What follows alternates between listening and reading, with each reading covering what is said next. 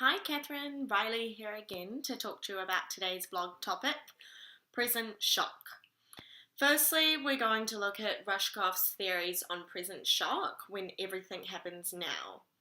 Rushkoff, 2013, suggests that people, businesses, institutions, and governments are overwhelmed with the technology demands and the living in the now syndrome.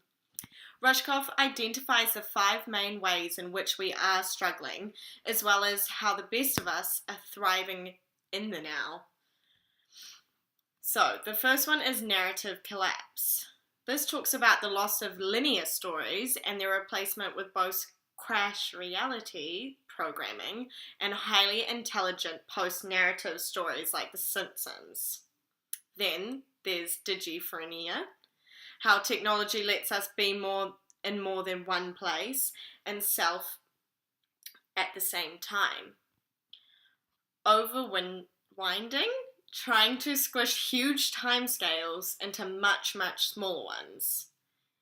Fractionalia, oh my god, these are way too hard to say. Fractanoia,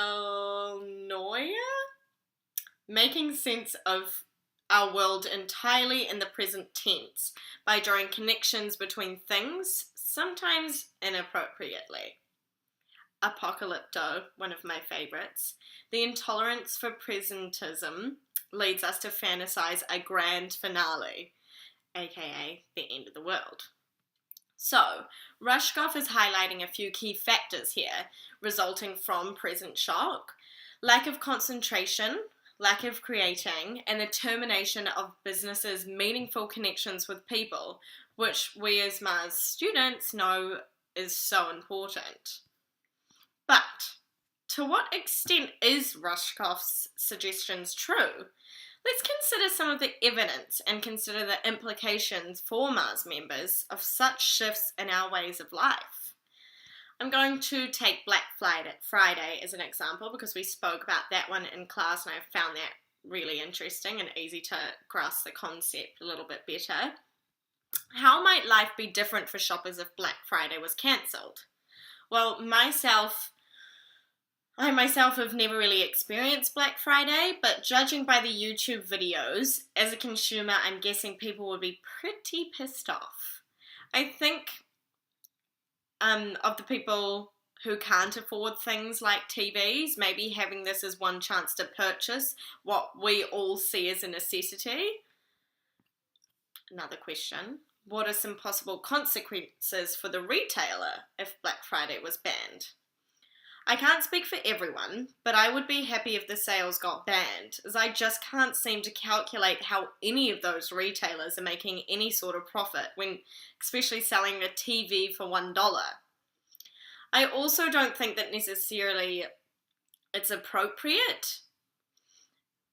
I mean, the mayhem and the mess, all of it just doesn't really make for a very good retail environment, if you ask me. But in saying that, it's a good way to get rid of old stock, I can see that, and the large crowds entering are bound to purchase something within the store. May not be a $1 TV, but the item could produce a little bit more profit for the retailer.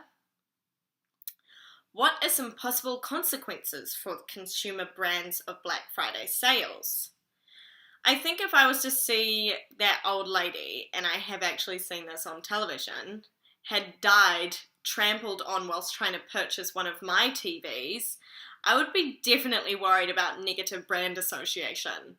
I also think it brings down the perceived quality of the goods that I may have been selling, and it has a potential threat of consumers to believe that they can avoid buying the TV any other day of the year and holding off until Black Friday, therefore resulting in probably a loss of sales.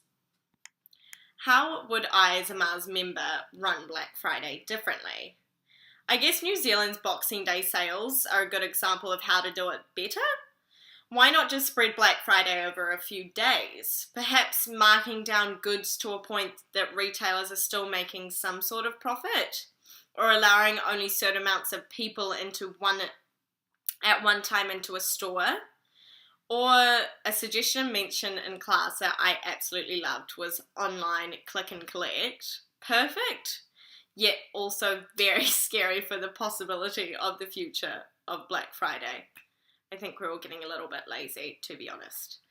It seems after every class, I think the future of us is going to be like a movie, like that movie WALL-E, where people are big fat things sitting in their chairs, not moving anywhere, and having a computer in front of them that literally does everything for them.